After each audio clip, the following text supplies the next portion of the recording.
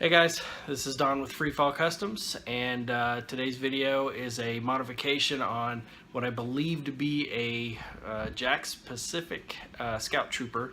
I'm not really sure 100%. I actually salvaged this guy out of a flea market. So I rescued him. I'm going to show you how I went through my steps of modifying it to give it a different look. And just to be honest, this is my very first attempt at this.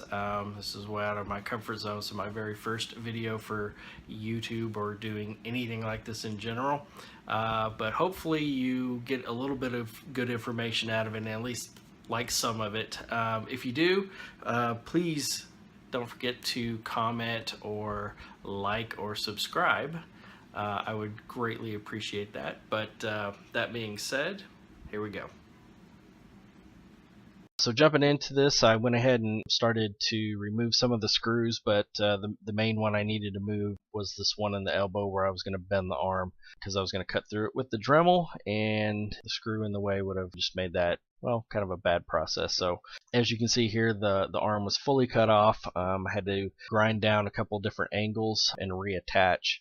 So what I used to reattach was Loctite, and it's just a plastic bonder with kind of an activator stick and then the glue itself. On the other arm, I didn't necessarily have to cut it off, so I just cut a wedge. I took the heat gun, bent it over, and it held well enough to where I didn't have to glue that, but we did cover it in epoxy sculpt. We'll get to that in just a second. On the hand shaking hand, I decided to I wanted to make it look like he was pointing at something, but in order to do that I had to cut down the finger line, and then what I ended up doing was taking the heat gun, heating it up, and then bending the other fingers backwards, and then again using that plastic bonder super glue, bent over the fingers and held it down until it stuck, so it looks like he's just kind of pointing over it somewhere. The next joint I needed to create was the knee joint, so this one had to be done basically the same way as the elbow, but in order to do so and cutting it off,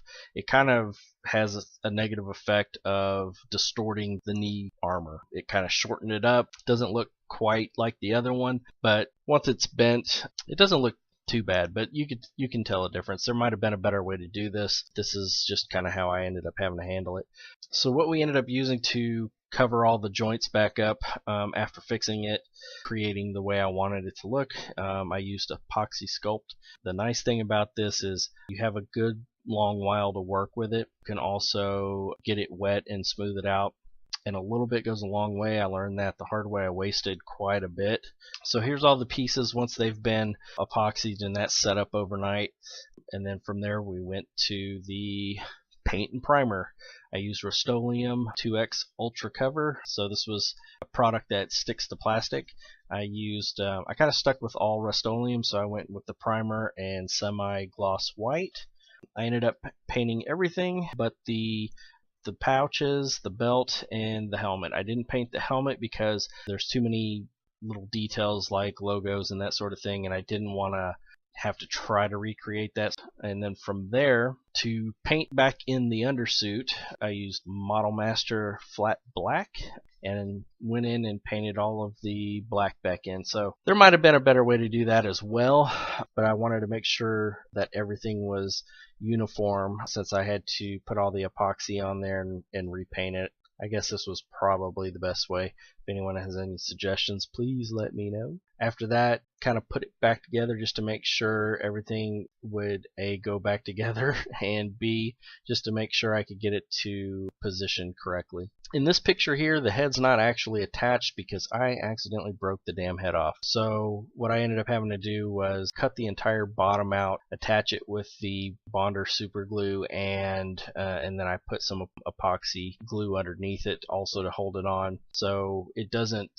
rotate anymore, but that's okay, because I just want this guy to sit there. From there, I went ahead and worked on the base, and the base is just a plaque from Hobby Lobby, but I needed to put some texture on there, and I didn't have any dirt. It's been raining here, and I could not find anything dry. So we went to the pet store, got some hermit crab sand and some fish tank or aquarium gravel, and I kind of mixed them up, threw some wood glue on top of the plaque, and dumped that mixture right on top of it.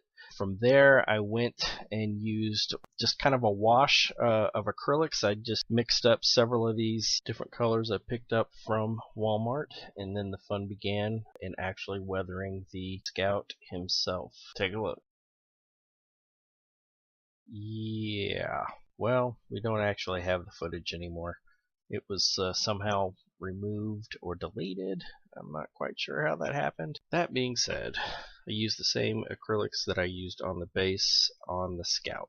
So that way the colors will look like they were picked up from the terrain on the base. Then after that, I simply attached the figure to the base, added a little bit more of the sand gravel mixture to cover up the adhesive, and then it was a couple of coats of Rust-Oleum matte clear finish.